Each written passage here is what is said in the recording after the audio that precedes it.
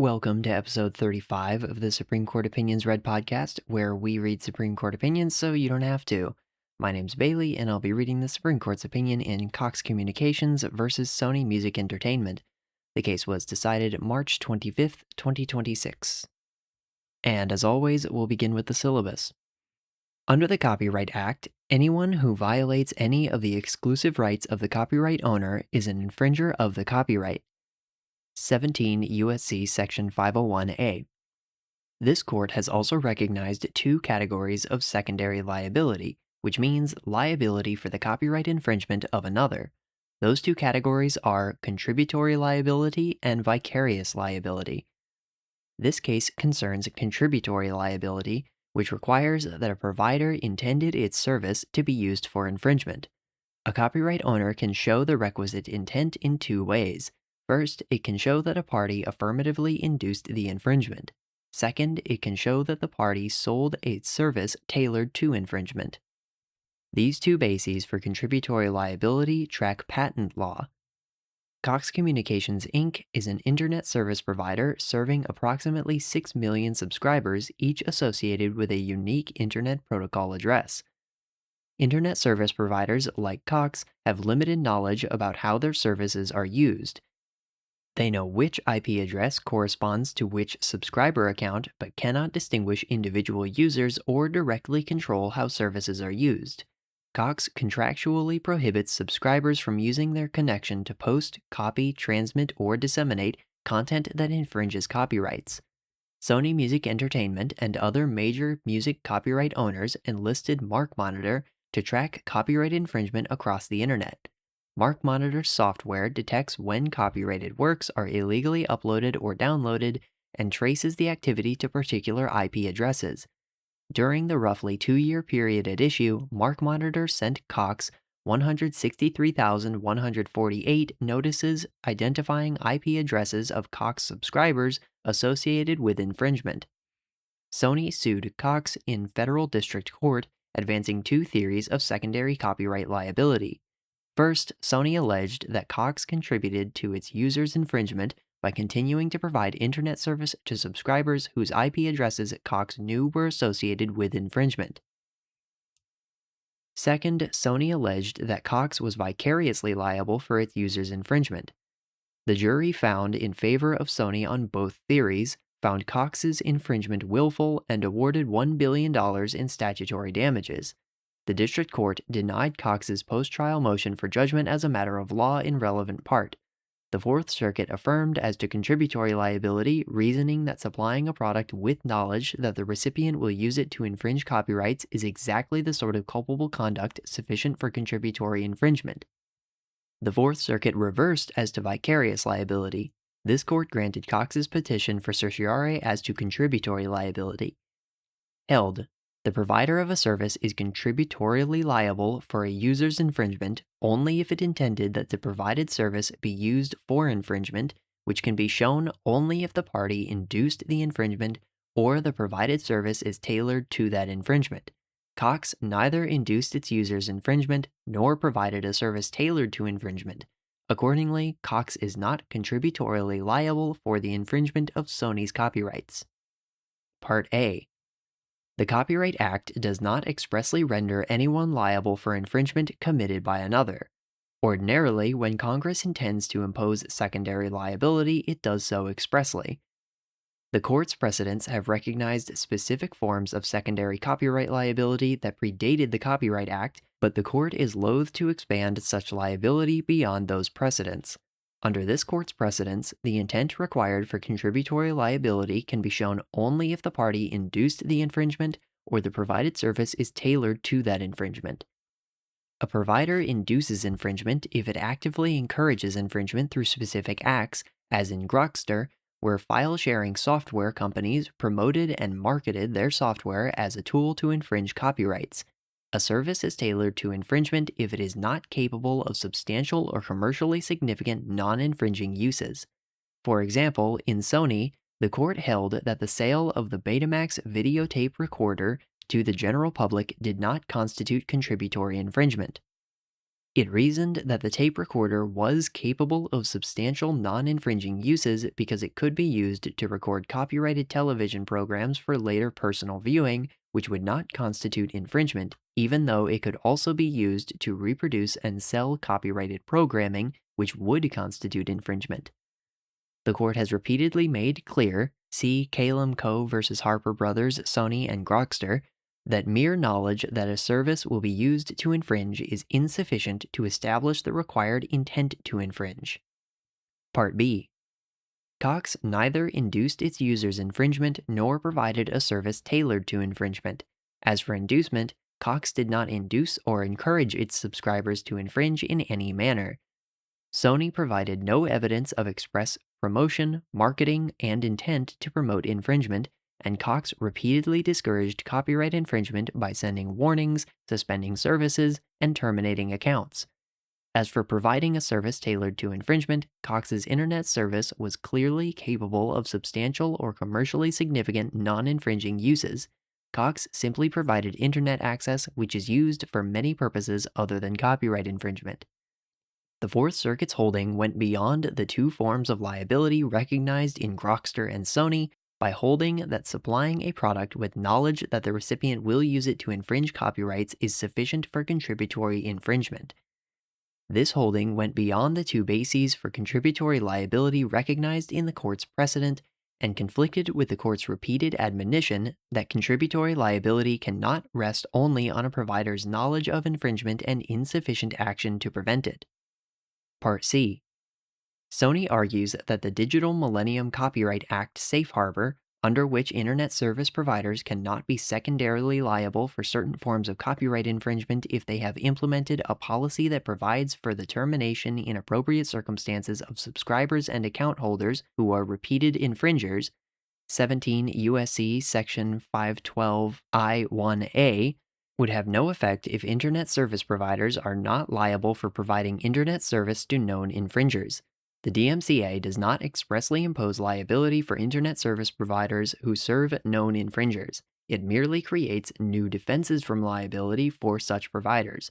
The DMCA itself made clear that failure to comply with the safe harbor rules shall not bear adversely upon a defense by the service provider, as here, that the service provider's conduct is not infringing. Justice Thomas delivered the opinion of the court, in which Chief Justice Roberts and Justices Alito, Kagan, Gorsuch, Kavanaugh, and Barrett joined. Countless people use the internet for legal activities, but some use it to illegally share copyrighted works, such as songs and movies. The Copyright Act authorizes copyright owners to sue these copyright infringers. 17 U.S.C. Sections 501A and 504A. In this case, however, instead of suing those infringers, the copyright owners sued petitioners, Cox Communications Inc., and its subsidiary, who provided the internet connections that the infringers used. They contended that Cox was itself liable for copyright infringement because it continued to provide known infringers with internet access. Based on this theory of infringement, respondents, Sony Music Entertainment, and other major copyright owners secured a $1 billion verdict against Cox. The United States Court of Appeals for the Fourth Circuit agreed that because Cox provided internet service to known infringers, it was a willful infringer itself. Under our precedents, a company is not liable as a copyright infringer for merely providing a service to the general public with knowledge that it will be used by some to infringe copyrights. Accordingly, we reverse. Part 1, Section A. Under the Copyright Act, copyright owners have the exclusive rights to copy, distribute, and digitally transmit their copyrighted works. So, for example, if a musician has a copyright for a song recording, others generally cannot copy and share that recording without the musician's permission. The Copyright Act provides that anyone who violates any of the exclusive rights of the copyright owner is an infringer of the copyright. A willful infringer faces statutory damages of up to $150,000 per work. The court has also recognized two categories of secondary copyright liability, which means liability for the copyright infringement of another. Those two categories are contributory liability and vicarious liability. This case concerns contributory liability. The provider of a service is contributorily liable for a user's infringement if it intended its service to be used for infringement. To establish that a provider intended its service to be used for infringement, a copyright owner must show one of two things. First, it can show that a party affirmatively induced the infringement. Or second, it can show that the party sold a service tailored to infringement. Patent law, with which copyright law has a historic kinship, tracks these two requirements. In 1998, Congress passed the Digital Millennium Copyright Act, 17 U.S.C. Section 1201, which gave service providers a safe harbor defense to secondary copyright liability. Under the DMCA safe harbor defense, service providers cannot be secondarily liable for certain forms of copyright infringement if they have implemented a policy that provides for the termination in appropriate circumstances of subscribers and account holders who are repeated infringers. At the same time, the DMCA specifies that failure to qualify for the safe harbor defense shall not bear adversely upon the consideration of a defense by the service provider that the service provider's conduct is not infringing. Section B. Cox Communications Inc. is an internet service provider that serves about 6 million subscribers. Each subscriber's account is associated with a unique Internet Protocol or IP address. Many users can share a particular IP address. For example, a household, coffee shop, or college dormitory ordinarily has one IP address but has multiple individual users. Internet service providers, such as Cox, have limited knowledge about how their internet services are used and who uses them. They do know which IP address corresponds to which subscriber's account, but they cannot distinguish one individual user from another. For instance, if an internet service provider learns that someone illegally downloaded music from a coffee shop's IP address, the internet service provider cannot determine which individual at the coffee shop infringed the copyright. And, more generally, internet service providers also cannot directly control how their internet services are used. Sony Music Entertainment and the other plaintiffs in this case are major music copyright owners. They have struggled to protect their copyrights in the age of online music sharing. Today, anyone with an internet connection and easily obtained software can upload digital copies of copyrighted music and make them available for others to download. This practice often infringes the owner's exclusive rights to copy and distribute their works. Copyright owners can and do sue the individuals who infringe their copyrights in this manner. However, because online infringement is so widespread, pursuing each individual infringer does little to stem the tide. Given the difficulty of pursuing individual infringers, Sony attempted to enlist internet service providers such as Cox to help it enforce its copyrights. It enlisted the services of an entity called MarkMonitor to track infringement of its copyrights across the internet. MarkMonitor software can detect when copyrighted works are illegally uploaded or downloaded and trace the infringing activity to a particular IP address. It can also identify the internet service provider for the infringing IP address. When MarkMonitor detects apparently infringing activity, it sends notices to the internet service provider identifying the IP address at which the infringement occurred. In the roughly 2-year period at issue here, MarkMonitor sent Cox 163,148 such notices. Cox states that it took steps to limit copyright infringement by those using its internet services. According to Cox, it created a system of responding to the notices that it received from MarkMonitor. After the second MarkMonitor notice for a subscriber's account, Cox sent a warning to that subscriber. After additional notices, Cox terminated internet access to that subscriber's IP address until the subscriber responded to the warning. If it continued to receive notices for that IP address, Cox suspended service until the subscriber called and received a warning over the phone. After 13 notices, the subscriber was subject to termination of all internet service. Cox also contractually prohibits its subscribers from using their connection to post, copy, transmit, or disseminate any content that infringes the patents, copyrights, or proprietary rights of any party. The parties disagree about how to characterize Cox's efforts to protect Sony's copyrights. Sony points out that Cox terminated only 32 subscribers for infringement during the claim period, even as it terminated hundreds of thousands of subscribers for non-payment during the same period. Sony also points to statements from Cox employees expressing frustration with the notices and an unwillingness to act on them in favor of protecting revenue from subscriber payments. Cox resists this characterization by pointing out that its warning and suspension system ended in 98% of identified infringement. Section C. Sony sued Cox in the United States District Court for the Eastern District of Virginia. It advanced two theories of secondary copyright liability. First, Sony alleged that Cox was contributorily liable for its users' infringement. Sony argued that Cox contributed to its users' infringement by continuing to provide internet service to subscribers whose IP addresses it knew were associated with infringement.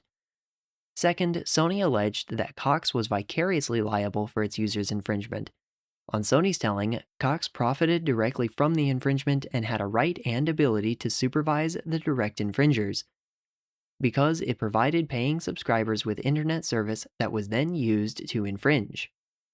According to Sony's allegations, Cox was liable for willfully infringing 10,017 copyrighted works, subjecting it to up to $1.5 billion in statutory damages.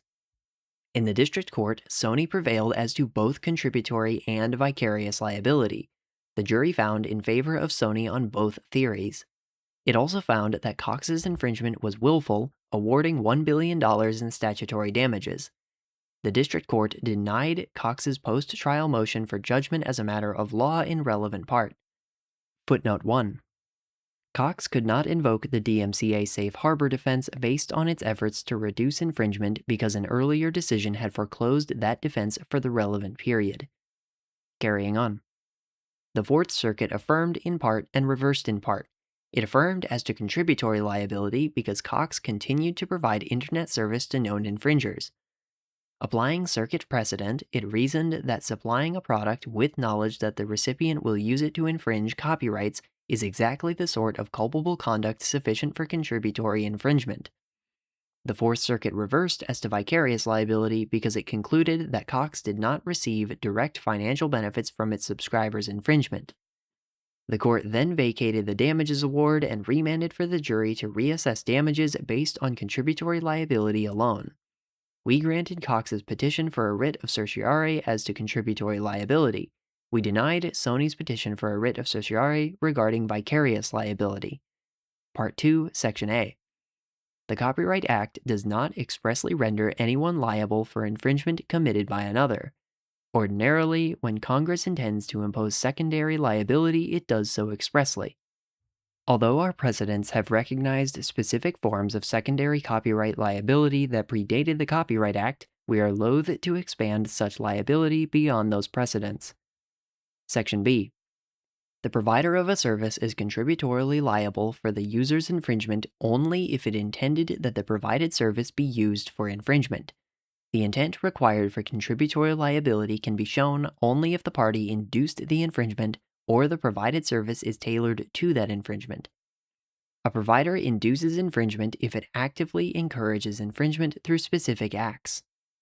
For example, in Grokster, we held that a jury could find two file-sharing software companies liable for inducement. The companies promoted and marketed their software as a tool to infringe copyrights. The principal object of their business models was to use their software to download copyrighted works. Other decisions have held providers liable for similar conduct. A service is tailored to infringement if it is not capable of substantial or commercially significant non-infringing uses. In Sony, copyright owners sued the maker and retailers of the Betamax videotape recorder. The tape recorder could be used to record copyrighted television programs for later personal viewing, which would not constitute infringement. On the other hand, it could also be used to reproduce and sell copyrighted television programming, which would constitute infringement. The lower court found the Betamax maker liable because the tape recorder was not suitable for any substantial non-infringing use, and infringement was either the most conspicuous use or the major use of the Betamax product. This court reversed, concluding that the Betamax is capable of substantial non-infringing uses, like personal use, so sale of such equipment to the general public does not constitute contributory infringement. These two forms of contributory infringement track patent law. Under 35 U.S.C. Section 271b, Whoever actively induces infringement of a patent shall be liable as an infringer. Such liability requires that the party express an affirmative intent that the product be used to infringe. Under Section 271C, a party is liable when it sells a product used for infringement, knowing the same to be especially made or especially adapted for use in an infringement of such patent. This court has repeatedly made clear that the mere knowledge that a service will be used to infringe is insufficient to establish the required intent to infringe. In Calum Co., the court explained that mere indifferent supposition or knowledge on the part of the seller that the buyer will use the product unlawfully is not enough to make the seller liable for the buyer's conduct. In Sony, the court explained that there is no precedent in the law of copyright for liability based only on the fact that the defendant has sold equipment with constructive knowledge of the fact that its customers may use that equipment to make unauthorized copies of copyrighted material. And in Grokster, the court confirmed that a court would be unable to find contributory infringement liability merely based on a failure to take affirmative steps to prevent infringement. Part 3.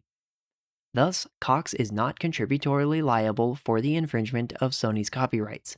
Cox provided internet service to its subscribers, but it did not intend for that service to be used to commit copyright infringement. Holding Cox liable merely for failing to terminate internet service to infringing accounts would expand secondary copyright liability beyond our precedents. Cox neither induced its users' infringement nor provided a service tailored to infringement. As for inducement, Cox did not induce or encourage its subscribers to infringe in any manner. Sony provided no evidence of express promotion, marketing, and intent to promote infringement, and Cox repeatedly discouraged copyright infringement by sending warnings, suspending services, and terminating accounts. As for providing a service tailored to infringement, Cox's internet service was clearly capable of substantial or commercially significant non-infringing uses. Cox did not tailor its service to make copyright infringement easier. Cox simply provided internet access, which is used for many purposes other than copyright infringement. The Fourth Circuit found otherwise based only on its circuit precedent, establishing a new form of contributory liability.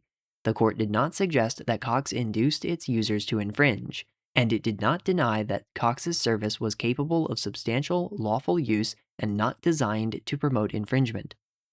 Rather, the court held that supplying a product with knowledge that the recipient will use it to infringe copyrights is sufficient for contributory infringement. The Fourth Circuit's holding thus went beyond the two forms of liability recognized in Grokster and Sony. It also conflicted with this court's repeated admonition that contributory liability cannot rest only on a provider's knowledge of infringement and insufficient action to prevent it. Part 4. Finally, Sony argues that the DMCA safe harbor would have no effect if internet service providers are not liable for providing internet service to known infringers.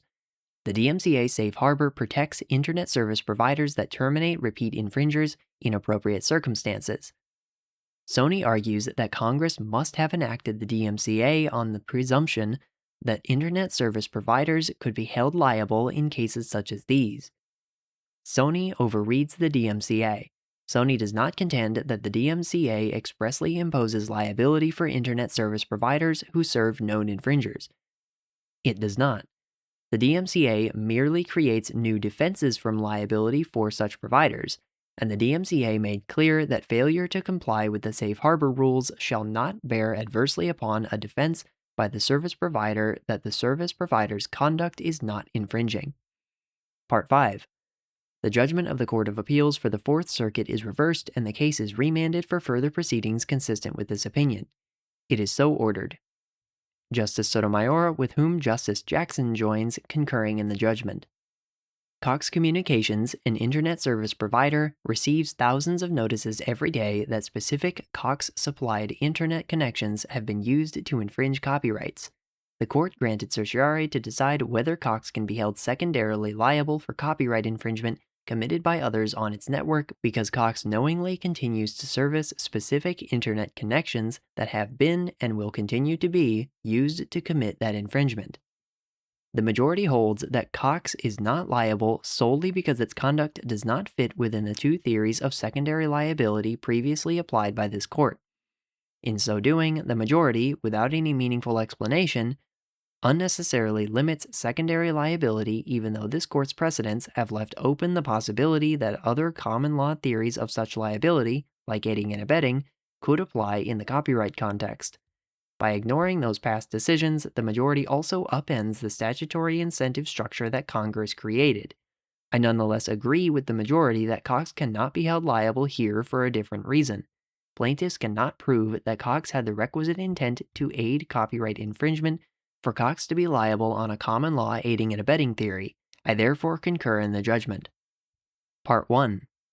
The Copyright Act does not expressly provide for secondary liability. Still, this court has recognized that there are two types of secondary liability under the Copyright Act: vicarious and contributory liability. The former attaches when a party has control over another's infringing activity and fails to stop it, and the latter attaches when a party materially contributes in some way to another's infringement.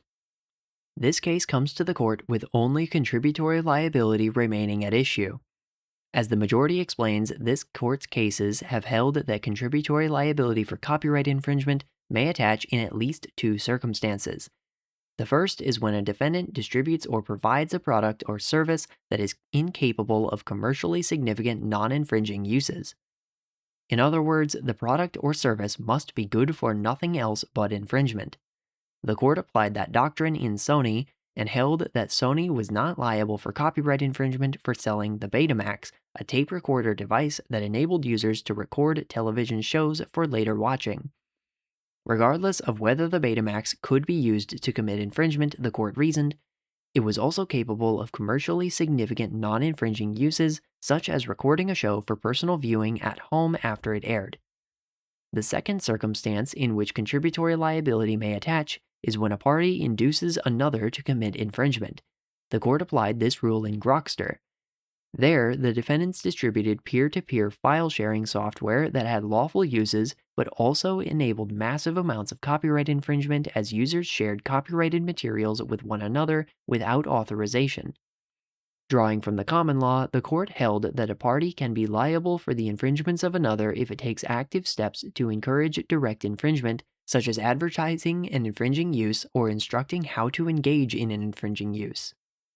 The court found that the software distributors had done just that by advertising their software to users of previous infringing services, declining to implement filters or other policies to weed out infringing content, and relying on a revenue model tied to high-volume use of their software. Part 2. I agree with the majority that neither of the two prior theories of secondary liability applied by this court covers Cox's conduct. The majority is wrong, however, that those are or should be the only two forms of secondary liability for copyright infringement. The majority's artificial limiting of secondary liability is supported by neither precedent nor statute. Section A. To determine whether Cox may be held liable, the majority starts by correctly explaining that the provider of a service is contributorily liable for the user's infringement only if it intended that the provided service be used for infringement. The majority, however, errs in the very next sentence. It asserts, with no meaningful explanation, that the intent required for contributory liability can be shown only if the party induced the infringement or the provided service is tailored to that infringement. Because plaintiffs do not satisfy those theories of contributory liability, according to the majority, their claims cannot succeed.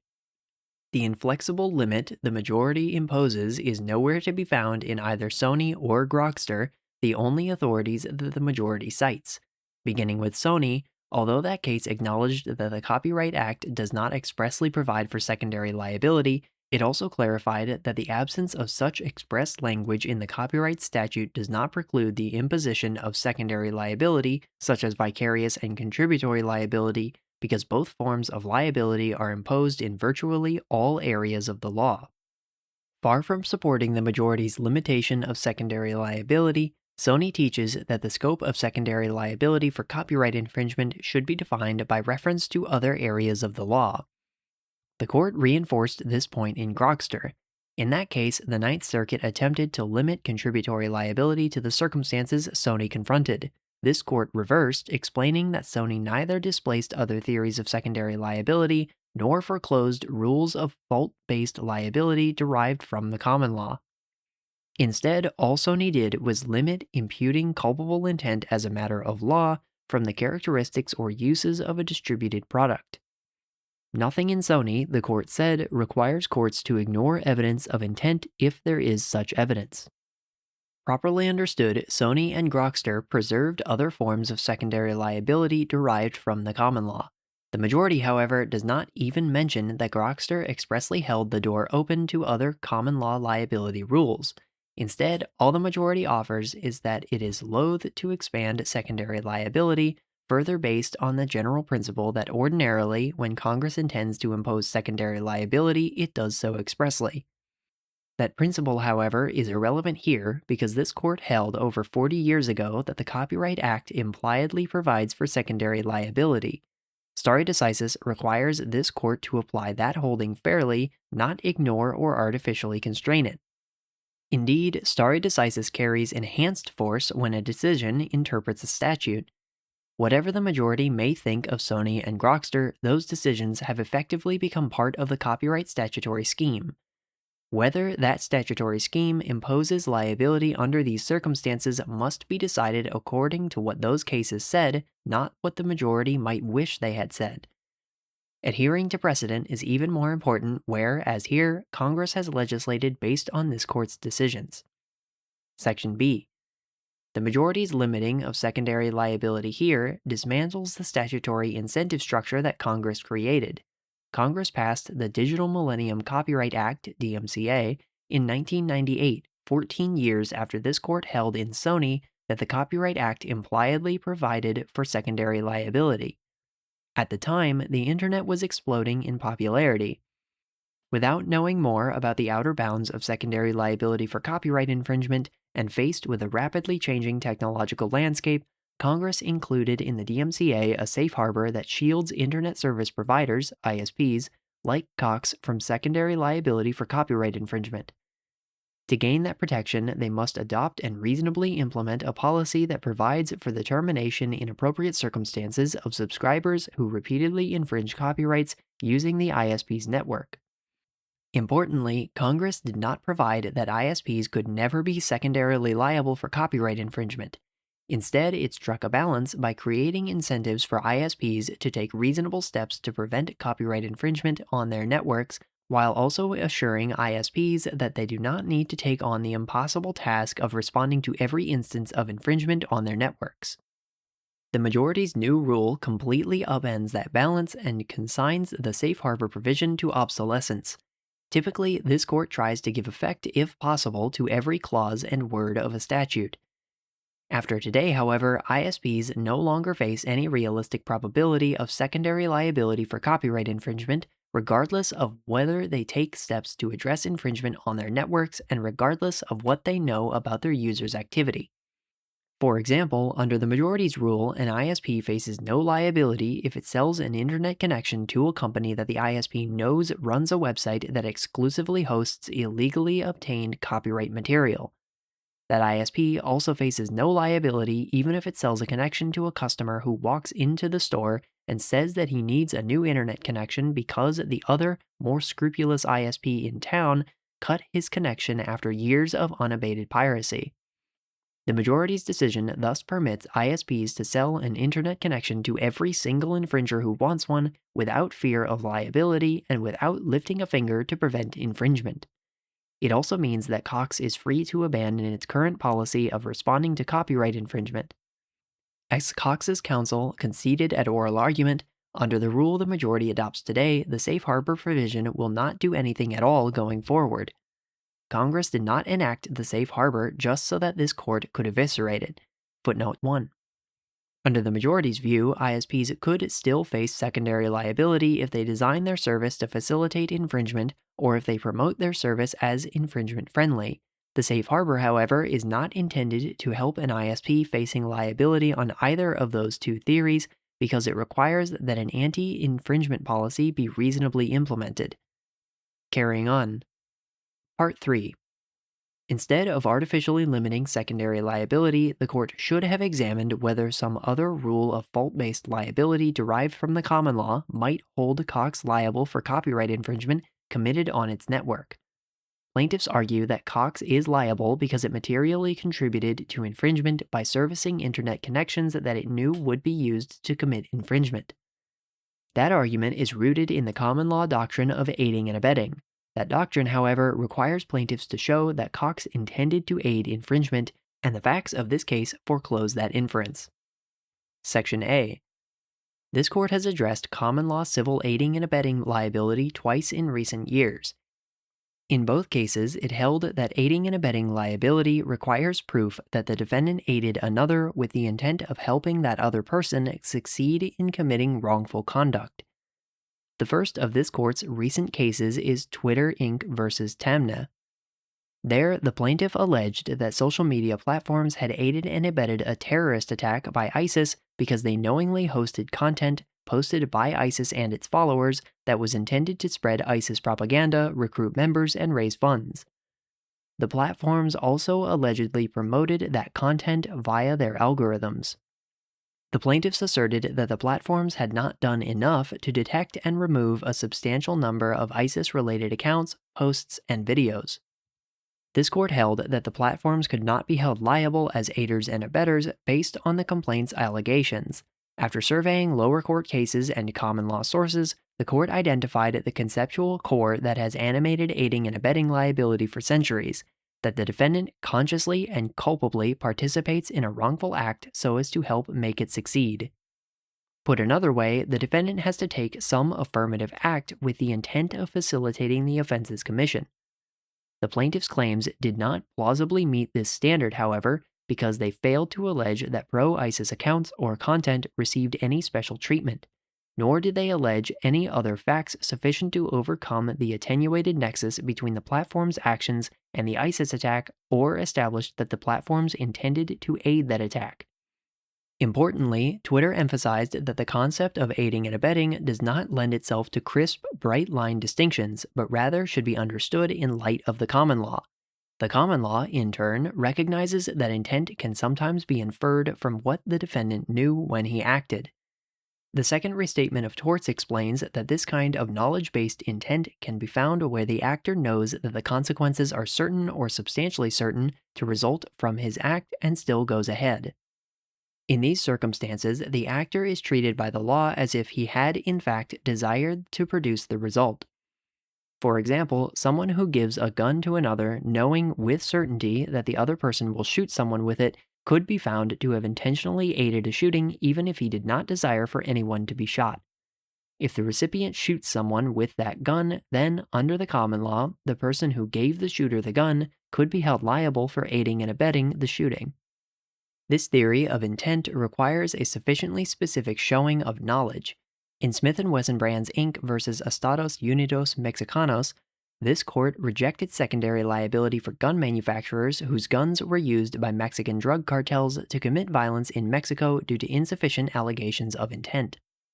There, Mexico alleged that the gun manufacturers had aided and abetted the unlawful sales that routed guns to those cartels. As the court observed, there was little doubt that, as the complaint asserts, some unlawful sales take place and that the manufacturers know they do. Nonetheless, applying the principles of aiding and abetting liability discussed in Twitter, the court concluded that Mexico had not plausibly alleged that the gun manufacturers had participated in the illicit sale of guns to the cartels such that they sought, by their action, to make those sales succeed. It observed that Mexico had set for itself a high bar to clear because it did not pinpoint, as most aiding and abetting claims do, any specific criminal transactions. Instead, Mexico leveled a more general accusation that all the manufacturers assist some number of unidentified rogue gun dealers in making a host of firearm sales in violation of various legal bars. The systemic nature of those more generalized allegations, the court explained, required plausible allegations of pervasive, systemic, and culpable assistance. Mexico's allegations failed to clear that high bar. To start, Mexico did not allege that the gun manufacturers had treated unlawful actors any differently from lawful actors. Mexico also failed to account for the fact that gun manufacturers sold the guns to middlemen distributors, whom the manufacturers did not control, who then sold the guns to illicit dealers. Even if the gun manufacturers knew everything the distributors did, the court continued, Mexico failed to allege plausibly that the manufacturers knew or even could learn which dealers were selling guns to the cartels. Without that knowledge or further evidence of the manufacturer's intent, the court held that Mexico's allegations did not satisfy the standards necessary to impose aiding and abetting on the manufacturers because those allegations did not plausibly show they had participated in the unlawful sales to make them succeed. Section B. These principles of aiding and abetting liability and intent resolve this case. Plaintiffs must prove that Cox intended to aid and therefore help make succeed copyright infringement committed by those who use its network. To do so, plaintiffs must point out that Cox, having received copyright violation notices, knew that specific connections its services have been and will continue to be used to infringe copyrights. Because Cox nonetheless continued to service those connections, plaintiffs argue that the jury could have found that Cox intended to facilitate infringement committed using those connections. This record, however, cannot support finding the necessary intent for aiding and abetting liability to attach.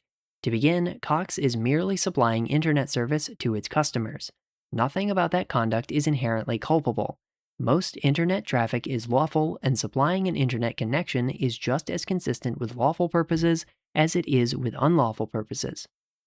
Nor have plaintiffs shown that Cox intended to aid specific instances of infringement. That is because, based on plaintiffs' evidence, Cox does not actually know that specific users will commit infringement using Cox's network. Cox supplies internet connections to a wide range of customers, ranging from single users all the way to smaller regional ISPs. When Cox receives a copyright violation notice, however, the notice specifies only which connection was used to infringe, not who used it to commit infringement. That informational gap is fatal here. As Smith & Wesson explained, aiding and abetting liability most commonly attaches where the defendant aided a specific instance of unlawful conduct. Often, that requires the plaintiff to show that the defendant, at minimum, knew who the principals in the alleged unlawful acts were. Here, however, plaintiffs have not shown that Cox had specific knowledge of who committed the infringing conduct.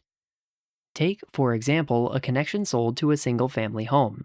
Cox, after receiving 3 notices of copyright violations, would know only that the home's connection is substantially certain to be used again in the future to commit infringement. Yet Cox would have no knowledge, indeed, plaintiffs have not shown that Cox has any way of knowing who within the household committed infringement, nor for that matter have plaintiffs shown any way for Cox to know if the infringer was a neighbor who might have the Wi-Fi password. Without that knowledge, it is not reasonable to infer that Cox intended to aid infringement committed by another person just because it provided an internet connection to some unknown infringer. This problem is even more glaring when it comes to connections that serve hundreds or thousands of users.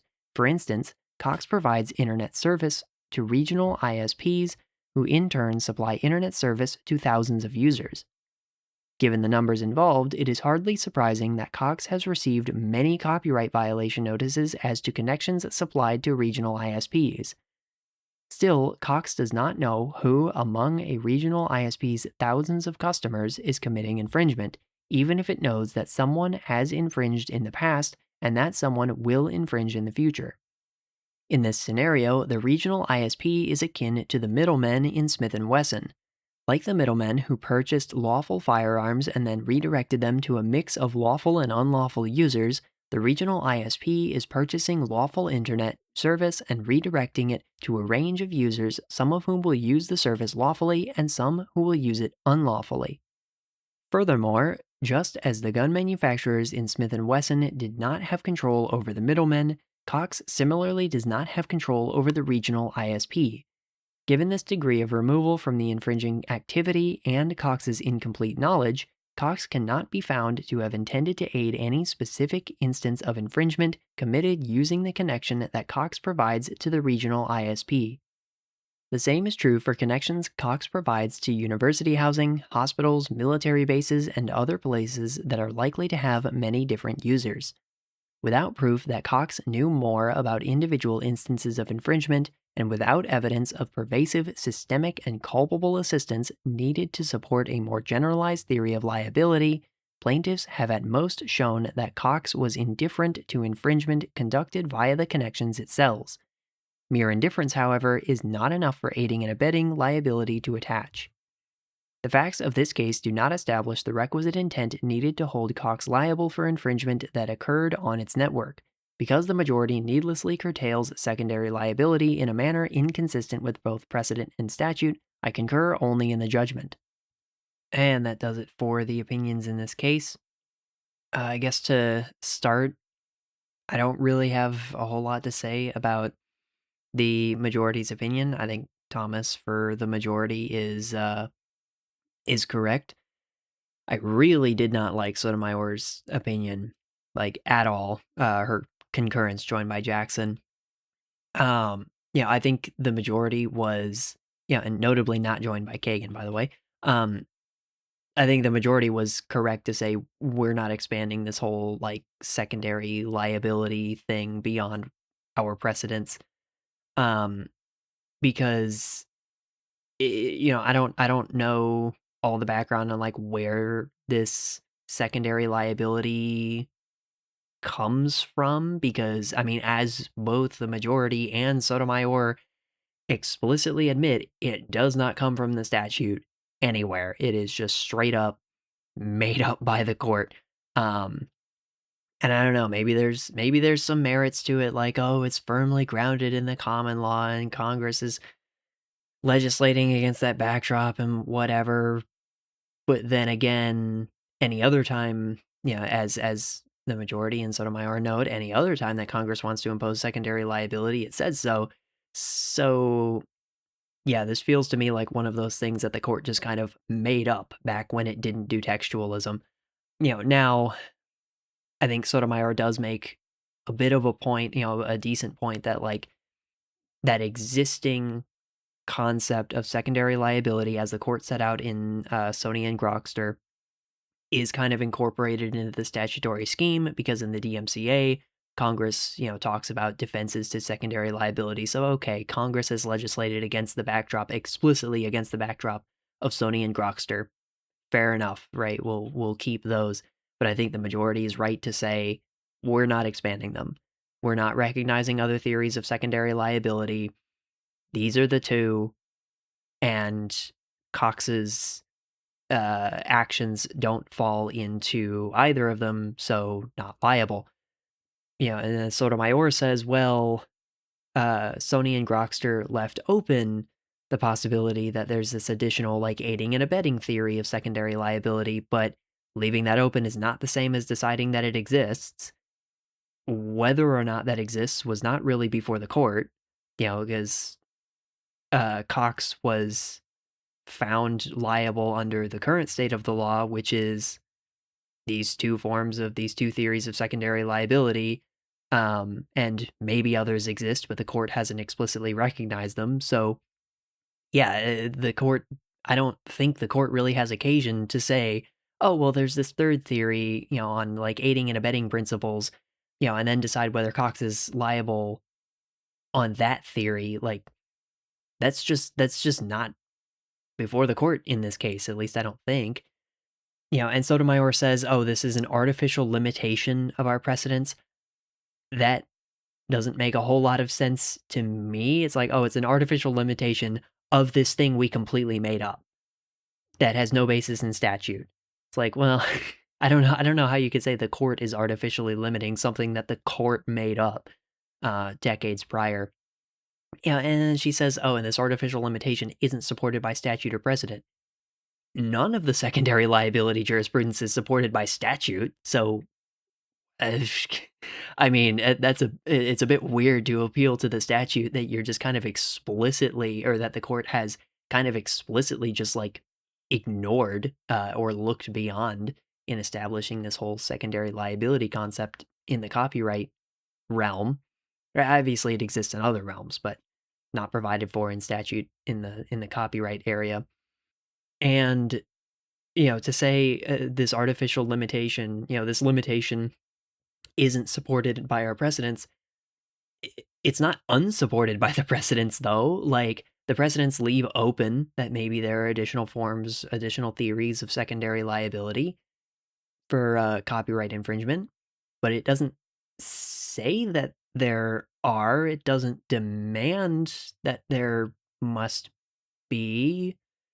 So I don't know. It's just it just seems the whole thing just seems really weak, and I think the court has a very uh strong reason to say we're not expanding these precedents. That being, they come from nowhere, but the Supreme Court say so. They don't come from the statute. And the Supreme Court just kind of made it up. Maybe you can say, again, maybe you can say, hey, Congress has kind of incorporated it and legislated against it as a backdrop, sure, but in that case, we're just keeping it as it is. And I think there's good reason to just keep it as it is and like not do any more judge-made law for no reason. And then like Sotomayor talks about all sorts of like practical implications of this, like, oh, well, ISPs could escape liability if they did this, that, or the other. It's like, okay, and like if that's like if that's the statutory scheme, that's the statutory scheme. Like I don't know what else to tell you. Like Congress can fix that if it needs to. That's not your job. Yeah, and then I kind of struggle with Sotomayor's logic as well.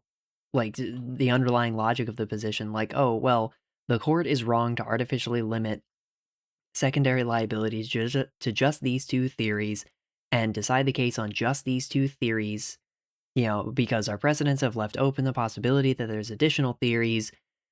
But then she only identifies one potential additional theory and says, well, Cox isn't liable on that one either, so Cox isn't liable. It's like, okay. And this might just be my unfamiliarity. Maybe there are only, three well-grounded, like long-standing theories or principles of secondary liability, the two that the court discusses in the majority and then aiding and abetting. But if not, if there's potentially more than that, then Sotomayor's logic kind of defeats itself because, like, well, why are you deciding the case, or why would you have decided the case on only these three if your precedents leave open the possibility of additional ones? And again, I just don't know what the common law of secondary liability is, so maybe her logic doesn't defeat itself. Maybe there are only these three theories of secondary liability that are well recognized and long-standing and whatever. But yeah, that was just something that struck me, like, okay, depending on what the common law of secondary liability is, Sotomayor's logic might just straight up defeat itself. Um, because if there are additional possible theories, then there's no reason for her to quote unquote artificially limit secondary copyright liability or secondary copyright infringement liability to just those three theories and decide the case on that basis. Anyway, with my rambling out of the way, if I may ask you, my friends on the other side of the screen, please like, share, comment, follow the podcast wherever you follow podcasts, and if you'd like to support it, you can do so on Patreon. The main content of the show will, of course, always remain free, but Patreon members get access to bonus and exclusive content, and they can request specific content, including other than reading Supreme Court opinions. With that, tune in for the next episode, where we'll continue on through the Supreme Court's 2025 term. Until then.